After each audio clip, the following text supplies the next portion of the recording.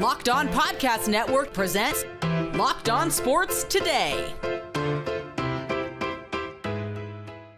The Dodgers are now one win away from back-to-back World Series appearances. Also, the Steelers bungled away an easy win. Well, we thought it was going to be easy over the Bengals. And two of the SEC's best clash in a top 10 matchup. I'm Peter Bukowski, starting your day with the can't-miss stories and biggest debates in sports. You're Locked On Sports Today. Searching all major sports. Found.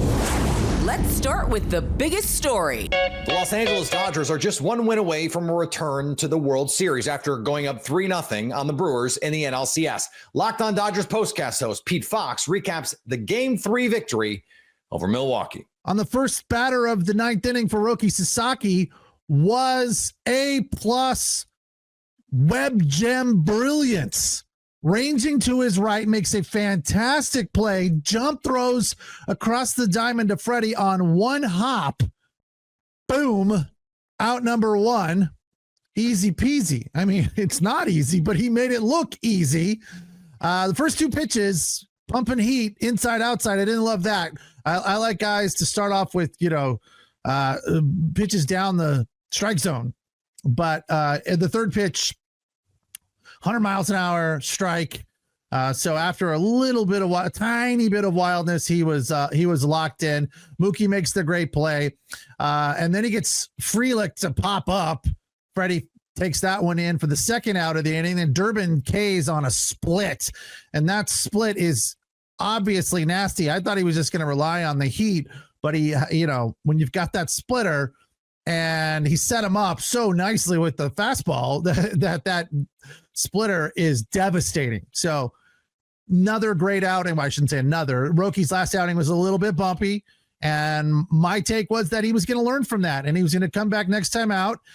Fortunately, didn't need him in game 2 because Yamamoto went the distance, which was absolutely beneficial and helpful and awesome for the Dodger bullpen.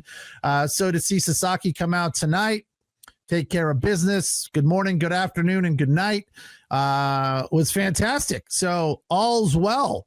And we're going back to the World Series. Hate to count my chickens too soon, but this Brewers team is beat. They're out of gas. They're on E. And look, that's one of the fortunate bounces that the Dodgers have gotten this postseason. The Brewers went 5 against a good Cubs team that they had to dig deep, and that hurt them. The Dodgers haven't had to dig all that deep. They've had some rough innings against the Phillies. You know what they gave up in those 2 Phillies games in the 8th inning? They gave up like 12 runs or something. I don't know. But they had some very shaky 8th innings there early in that series against the Philadelphia Phillies, but came away with wins. So, and then, in game 4, the deciding game for the Dodgers there, they were gifted a victory by an error by the pitcher. So those things have all kind of worked to their favor. And then you look back into the regular season, and who knows if it's strategy or not. I started, it wasn't necessarily an argument, but a discussion today with one of my friends who is a Angel fan and a Dodger hater. He's the one that made the statement that the Dodgers have broken baseball. And I'm like, look, dude, remind me again what rule they're breaking. And of course, they're not breaking any rules. They're doing an end around on paying Shohei Ohtani, and that gives them money to spend on other guys like Tyler Glasnow and Yoshinobu Yamamoto. And I believe that other teams are allowed to do the exact same thing, but they just don't have that kind of money. And I get it. And every sport has to have a king of the hill, right? For us, fortunately, it's the Dodgers. And things are looking good right now. But they weren't the best team in the regular season. The Phillies had a better record. The Brewers had a better record. The Jays had a better record. And so did the Yankees. So the Dodgers weathered the storm. Now, they had a lot of guys that were injured, starting pitchers to be specific. Whether or not those injuries were legit, I don't know. I mean, we sit here and think about it now and say, maybe they are resting these guys in the regular season, because really all that matters is that you get to the tournament and then play well then. And when you've got guys that haven't had a full season of work and have had months off like Tyler Glasnow did. He comes in to the postseason like Blake Snell has. Yamamoto was the only guy that went through the entire season of those 3 starters. You're sitting pretty, right? So maybe it's gamesmanship. Maybe it's strategery. I don't know. Whatever it is, it's working. And I'm glad it's happening for the Dodgers right now. Because again, I did not feel at all like this game was really ever in doubt. Stay up to date all year on the LA Dodgers by subscribing to Locked On Sports Today and Locked On Dodgers on your favorite podcast app. You're Locked On Sports Today. Coming up, the Steelers had a tough time with the lifeless Bengals. Before we get to that, the Blue Jays have tied things up with the Mariners. The NFL season is here, and FanDuel is making sure you're ready for the weekend with a can't-miss offer. Right now, new customers can bet just $5, and if your bet wins, you'll get $300 in bonus bets to use across the app. I love using FanDuel because it fits however I like to bet in the moment. Player props, building a same-game parlay, or even jumping in live as the action unfolds. It's quick, it's easy, and it's the best way to add a little more energy to Sundays. So are you ready to play? Download the FanDuel app now by visiting FanDuel.com to get started. That's FanDuel.com to place your first $5 bet. The Toronto Blue Jays have evened things up 2-2 against the Mariners in the ALCS after another resounding win in Seattle. Now that is how you get yourself back into a series. This is exactly what this Toronto Blue Jays ball club needed. After this offense was abysmal in the first 2 games at the Rogers Center, they completely flipped the script. And for a team that hasn't been very good on the road this entire season, they dominate the Seattle Mariners in Game 3 and Game 4, bringing them right back into this series. And how about some of these performances we've got in the biggest game of the season? If you would have told me that anyone was going to have a 4 RBI performance in Game 4 of an ALCS, Andres Gimenez would have been one of the lower guys on my totem pole. Insane stuff. I'm not sure what this guy's been on since he got into Seattle, but inject all of it into my veins. And how about the performance from Max Scherzer, from a guy that not a lot of people wanted to start Game 4, for a guy that hasn't pitched in a Major League Baseball game in 3 weeks. He showed up on the grand stage for the biggest game of the season. You were never worried that the moment was going to get too big for Max Scherzer, and that did not happen tonight. And the best part was, you would have had to drag Max Scherzer off the mound in the 5th inning to get him out of that baseball game. This guy's a psychopath, and that's exactly the temperament you want your starters to have on the mound in the playoffs. CeeDee Lamb is ready to return for the Cowboys after sitting out the last 3 weeks with a high ankle sprain. I want to talk about George Pickens, who had another huge game, 9 catches for 168 yards and a touchdown on just 11 targets. Over the last couple of weeks with CeeDee Lamb out, he's been phenomenal. And Landon, one of the things that we said is this is a really big opportunity for Pickens to show that he can be a number 1, that he can prove that he deserves a contract with the Cowboys and some time to develop chemistry with Dak. And I think through the last couple of games, he's kind of hit every marker that you want to see. The 3 games without CeeDee Lamb. Yeah. 359 yards on 26 targets. It's not like he's getting a ton of targets and he's being inefficient. I mean, he's everything you could ever hope that you would get when you traded for him. Yeah, I mean that's probably the most concise way to put it, is that he's everything you hoped he would be. And Chiefs rookie tackle Josh Simmons is dealing what has been reported as an extremely serious family issue that has kept him out of both games and practice for over a week. Both Andy Reid and Patrick Mahomes have declined to comment on the situation, saying they don't know when he will be returning, but he's being kept in their prayers. Chiefs reporter Nate Taylor said in an interview on Wednesday afternoon that the team isn't sure if or when Simmons will be back. For now, all we know is it's been a very difficult time for the former first-round pick. It was the Unk Bowl on Thursday Night Football. Joe Flacco against Aaron Rodgers, 2 quarterbacks over 40 in a division showdown, and it was fun as hell. Chris Carter from Locked On Steelers, who joins me now, a 33-31 thriller. The Bengals get the win. Chris, it's tough to lose to a team with their backup quarterback. Joe Flacco did not play like a backup quarterback on Thursday night. No, he did not. This is the Unk Bowl, and the Unks were on point. This was cool Unk, not like chopped Unk or nothing like that. 31 of 47, 342 for 3 touchdowns, no interceptions for Flacco. And then Aaron Rodgers, 23 of 34, 249, 4 touchdowns, 2 interceptions. One of those was just a brilliant play ripped off of the hands of DK Metcalf. Yeah. This is crazy because both teams had a 100-yard receiver. It was Pat Freiermuth for the Steelers, Jamar Chase for the Bengals. 100 yards rushers, Jaylen Warren for the Steelers, and Chase Brown for the Bengals. And it came down to who was going to have the ball last. And I said right around the time the Steelers were getting the ball back and they were down 6, and I was like, they're going to score a touchdown, then the Bengals are going to get in field goal range, and they're going to kick it with little time left, and that'll be your ball game. And that's really what it was. But I think a big takeaway, Peter, is this Steelers defense was built and predicated on the idea that their corners will be able to stand up in man coverage and say, you can't just throw on us when we go man to man. You might get a couple on us, but that's not what happened in this game. They were picked apart. They did not stand up to T. Higgins and Jamar Chase. There were a couple plays. Like Jalen Ramsey had a really nice breakup in the end zone. Joey Porter had a really good breakup on the side, or a good coverage on the sideline one time on a deep ball. But by and large, they were cooked. And some of it you could say, yeah, the Bengals, they were pushing off. They were just living off of that. But that's who the Bengals are. That's why you got these guys to be able to anticipate that and counter that. And between Ramsey, Porter, and Slay, the Steelers had no answers. And that's a big part of what the Steelers want to be this year. Granted, you won't play Chase and Higgins every week.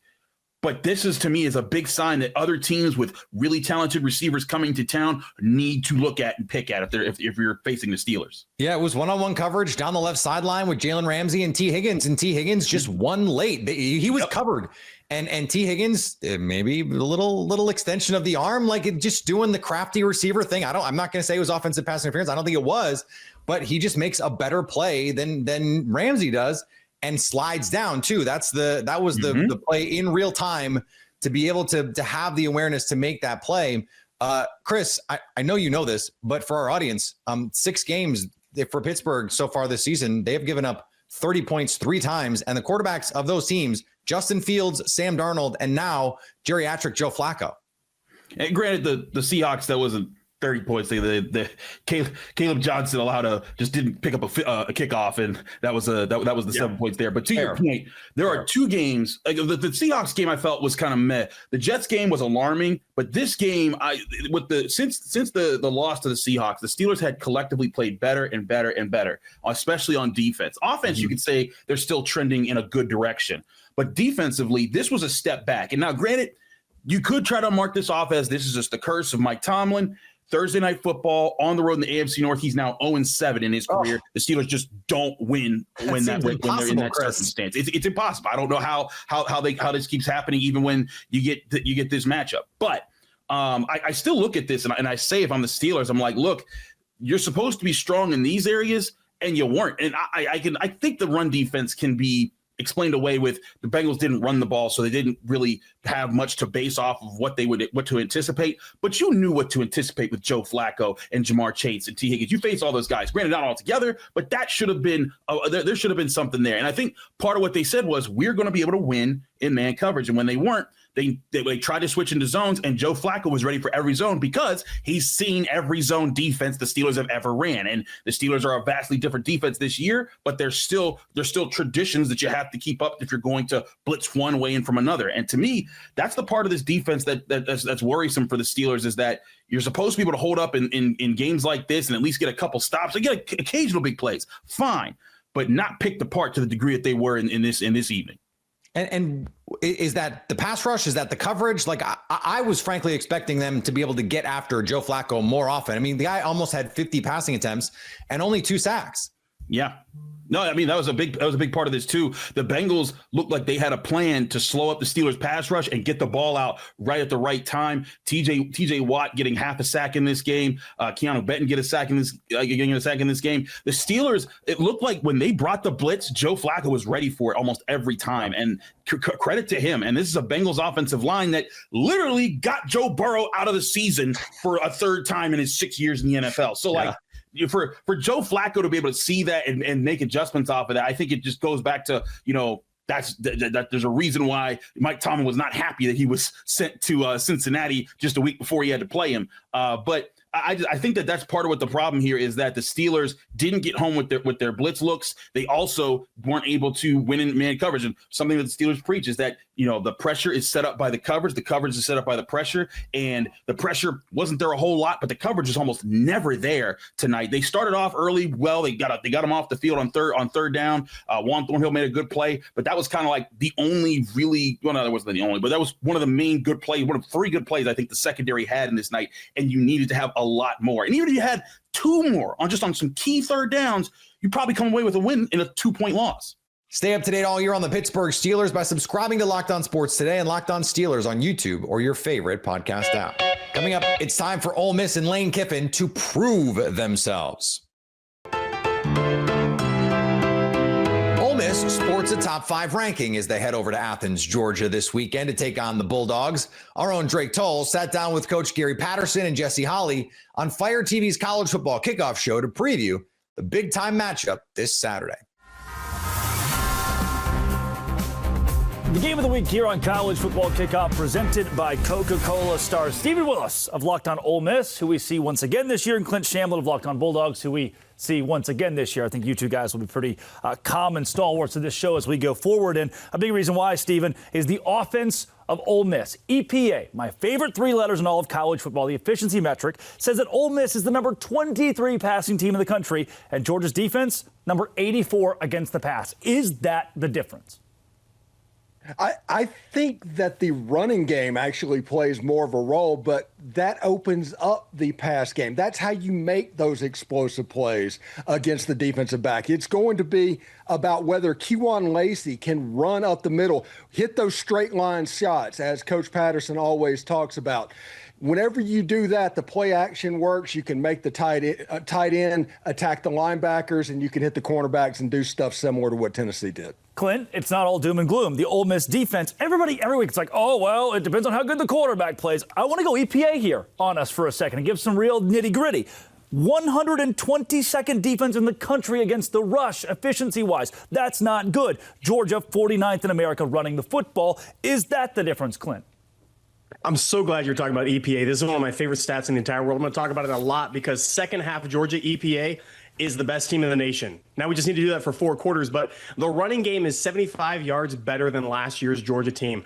The best way to keep Lane off the field, run the dang ball, Bobo. That's going to be the game plan. We have Chauncey Bowens, who's healthy again, coming off that calf injury. Gunnar Stockton is absolutely dynamic, keeping the ball in the RPO game. It is going to be the difference, and I think Georgia leans heavily on that and then spices in those take down the shot of the field throws by Gunnar. That's going to be the difference in this game for me. Stephen, if Ole Miss is going to pull off a win, what is the one area where they have to dominate if it's not the run game?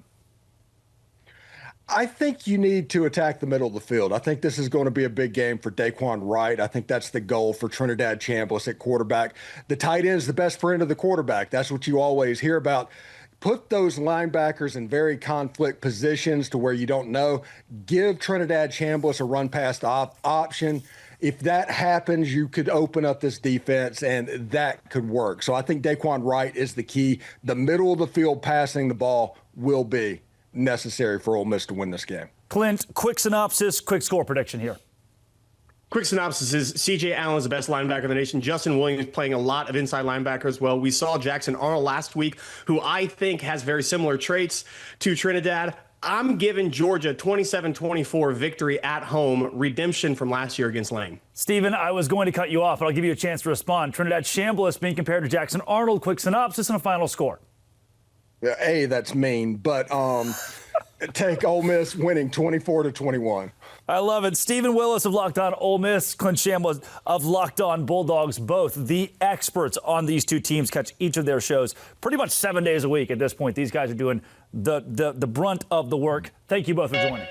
And finally, if you're a Grizzlies fan and you want to go see Ja Morant versus Zion Williamson in Memphis season opener, you won't have to cough up very much dough. The price to get in on Game Time is just $7 to see the game. It's one of the cheapest home openers on record, proving either one of two things. The folks setting the prices are finally starting to wisen up because fans are rejecting this new norm for ticket costs, or the Grizzlies are legitimately this bad and nobody wants to see them. Whatever puts butts in seats. I guess. I hope everyone in Memphis gets to go. If you're catching this episode after hearing your favorite Locked On show, make sure to subscribe to Locked On Sports Today on YouTube or wherever you get your podcasts so you never miss an episode. Also, if you're a new subscriber to Locked On Sports Today, we're here for you with the biggest stories in sports every day. Coming up, can the Eagles avoid another letdown game by getting past the Vikings? So at least until tomorrow, stay Locked On Sports Today. Locked On Podcast Network presents Locked On Sports Today.